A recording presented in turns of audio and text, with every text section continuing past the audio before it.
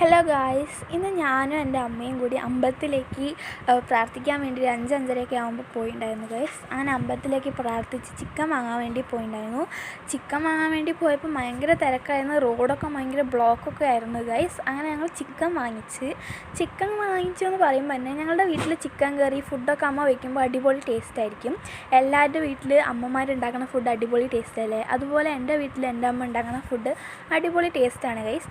അത് മാത്രമല്ല, ഞങ്ങളുടെ വീട്ടിലൊരു പ്രത്യേകത ഉണ്ട്. ഞങ്ങളുടെ ഫുഡൊക്കെ എൻ്റെ അമ്മ ഉണ്ടാക്കുന്ന ഫുഡില്ലേ, അത് ഫസ്റ്റ് തന്നെ ഒരു ഒറ്റ കഴിച്ചിട്ട് അപ്പം തന്നെ പറയും അടിപൊളി ടേസ്റ്റാണ്. അത് പറയുന്നത് എൻ്റെ ഏട്ടനാട്ടോ. അതുപോലെ തന്നെ നിങ്ങളുടെ വീട്ടിൽ നിങ്ങളുടെ അമ്മനെ കൂടുതലും പ്രോത്സാഹിപ്പിക്കുന്നത് ആരാന്ന് പറയണേ.